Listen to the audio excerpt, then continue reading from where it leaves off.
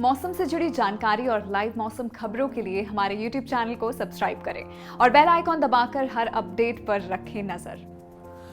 नमस्कार, आप देख रहे हैं स्काईमेट वेदर रिपोर्ट और मैं हूं देवेंद्र त्रिपाठी। देश भर में जो प्री मॉनसून गतिविधियां हो रही थी, बारिश हो रही थी, सेंट्रल रीजन में या वो पूर्वी भारत के इलाके हों, इन भागों में बारिश की गतिविधियों में कमी आने की संभावना है, क्योंकि मौसमी सिस्टम, जिन सिस्टमों के चलते बारिश हो रही थी, वो सिस्टम अब कमजोर हो रहे हैं। इस बीच पश्चिमी तटों पर, केरल और कर्नाटक के तटीय भागों पर मॉनसून पहुंच चुका है। इन भागों में बारिश जारी रहेगी। आइए देखते हैं कहां पर किस तरह से बने हैं मौसमी सिस्टम और देश के अलग अलग हिस्सों पर उन सिस्टमों का क्या असर होगा, कहां पर अधिक बारिश होने की संभावना है, कहां पर मौसम शुष्क हो जाएगा।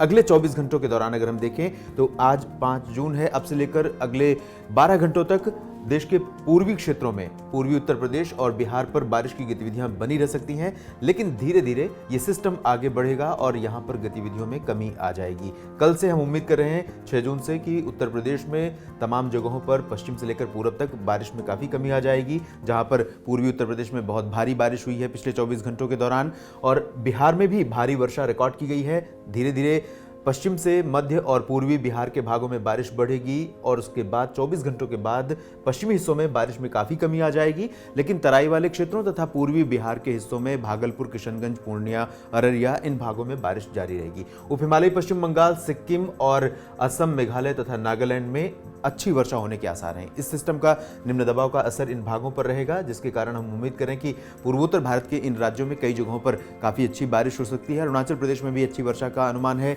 और मणिपुर, मिजोरम तथा त्रिपुरा में पहले की तरह ही जैसे पिछले 2-3 दिनों के दौरान बारिश हुई है, कुछ इसी तरह का मौसम यहाँ पर बना रहेगा। अब इसके बाद हम देखें सेंट्रल रीजन के मौसम को, तो ओडिशा में मौसम मुख्यतः साफ और शुष्क रहेगा ज्यादातर जगहों पर, लेकिन तटीय भागों पर नमी रहेगी हवाओं में, जिसकी वजह से अचानक बादल बनने और कुछ स्थानों पर बारिश होने की संभावना रहेगी। इसी तरह से छत्तीसगढ़ में भी ये सिस्टम जब आगे बढ़ा है तो छत्तीसगढ़ में भी मौसम धीरे धीरे साफ होने लगा है, लेकिन उत्तरी हिस्सों में और ओडिशा से सटे भागों में कुछ स्थानों पर हल्की वर्षा हो सकती है। मध्य प्रदेश में भी बारिश में कमी आ जाएगी, लेकिन दक्षिण पश्चिमी मध्य प्रदेश, इंदौर, उज्जैन, रतलाम, देवास, धार और आसपास के जो हिस्से हैं, इन भागों में कुछ स्थानों पर मौसम सक्रिय हो सकता है, क्योंकि अरब सागर से यहां पर आर्द्रता अभी भी पहुंच रही है। वही आर्द्रता जो तटीय भागों, महाराष्ट्र के तटीय भागों से होते हुए आगे बढ़ रही है, और इसी सिस्टम का असर, इन्हीं हवाओं का असर रहेगा पूर्वी गुजरात के भागों में, गुजरात रीजन में, जहां पर हल्की वर्षा हो सकती है कुछ स्थानों पर।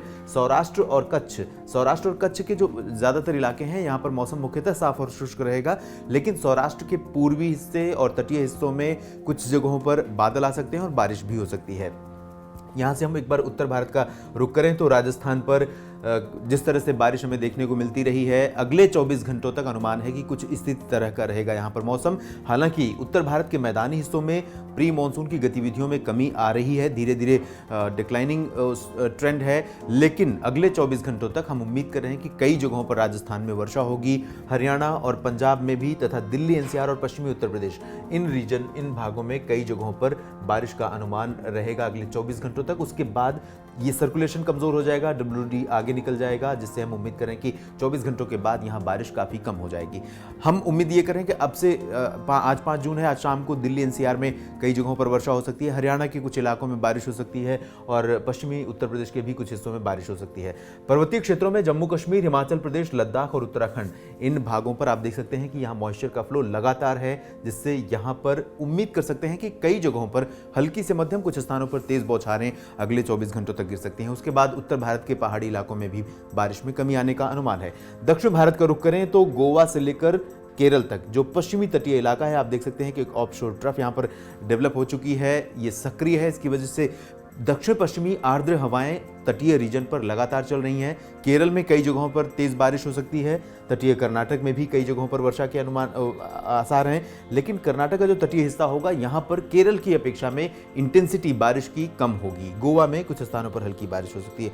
तमिलनाडु में थोड़ा सा मॉइस्चर बढ़ता जा रहा है, हवाएं नमी लेकर यहां पर पहुंचने लगी हैं, जिससे तमिलनाडु में गतिविधियां बढ़ने लगी हैं। धीरे धीरे मानसून भी आगे यहां पर बढ़ेगा, ऐसी संभावना है जल्द ही। लेकिन आंध्र प्रदेश के रायलसीमा, तेलंगाना और आंध्र प्रदेश के तटीय क्षेत्रों में मौसम कमजोर हो जाएगा और उत्तरी आंतरिक कर्नाटक में भी बारिश में कमी आ जाएगी।